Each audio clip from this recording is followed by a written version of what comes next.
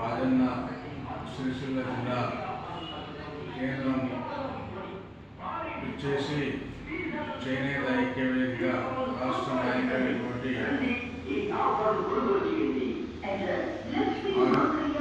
చంద్రకళ గారు, ఇందులో మహేష్ గారు, ఆంకార మహేష్ గారు, ఉచ్చ తార గారు,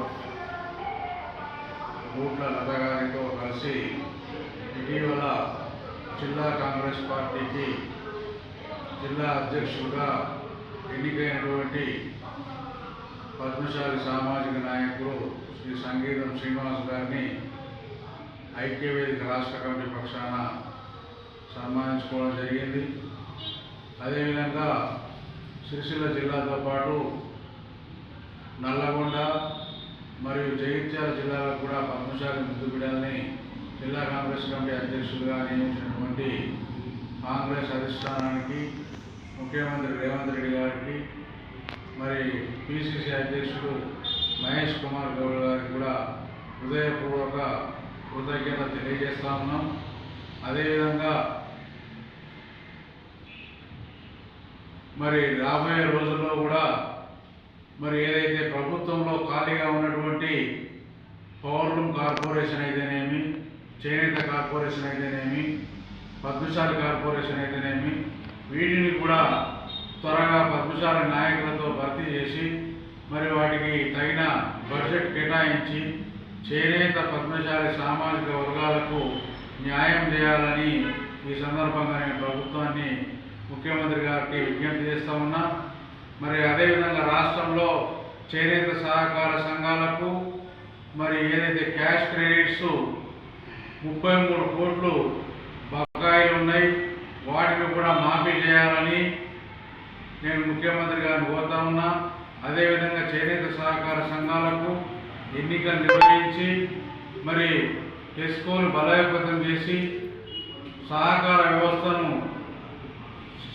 వ్యవస్థకు మద్దతు ఇచ్చి మరి చేనేత కార్మికులకు చేతి నిండా పని కల్పించాలనే సందర్భంగా నేను మనవి చేస్తా ఉన్నాను.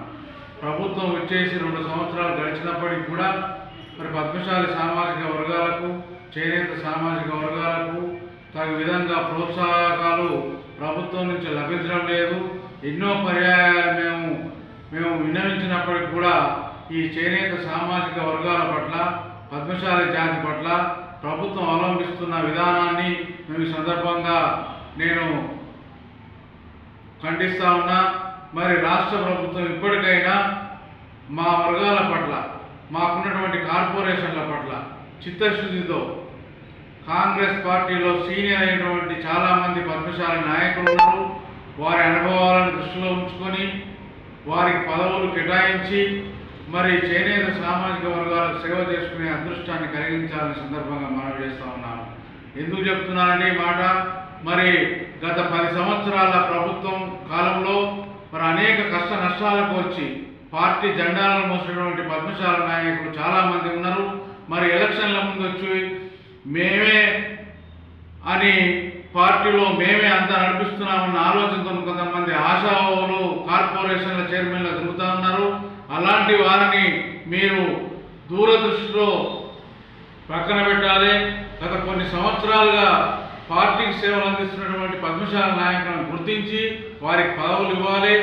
మరి ఈ సందర్భంగా మనవి చేస్తా ఉన్న కాంగ్రెస్ అధిష్టానానికి, మరి అదేవిధంగా చేనేత కార్మికుల పట్ల మీ విధానాన్ని, మీ భవిష్యత్ కార్యాచరణను ఒక ఉన్నత స్థాయి సమీక్ష నిర్వహించి చేనేత వర్గీయులకు మీరు చేయవలసినటువంటి బాధ్యతలను కూడా గుర్తెరిగి మీరు వెంటనే అమలు చేయాలనే సందర్భంగా మనవి చేస్తా ఉన్నాను.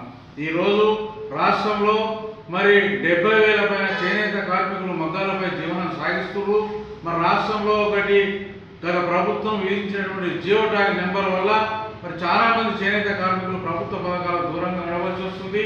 ఈ రోజు కేవలం రాష్ట్రంలో 38,000 మగ్గాలకే నెంబరింగ్ ఉంది. మరి మిగతా మగ్గాలకు నెంబరింగ్ లేదు, వారి ప్రభుత్వ పథకాలు అందడం లేదు. వారికి కూడా మీరు నెంబరింగ్ అన్న ఇవ్వండి, లేకపోతే రాష్ట్రంలో ఉన్నటువంటి జియో ట్యాగ్ విధానాన్ని రద్దు చేయాలని కోరుతూ మరి వారిని మీరు అందరికీ కూడా మగ్గం కలిగినటువంటి ప్రతి ఒక్కరి ప్రభుత్వ పథకాలు అందే విధంగా మీరు కార్యాచరణ చేయాలని సందర్భంగా మనవి చేస్తూ జై చేనేత, జై పద్మశాలి, జై మార్కండే.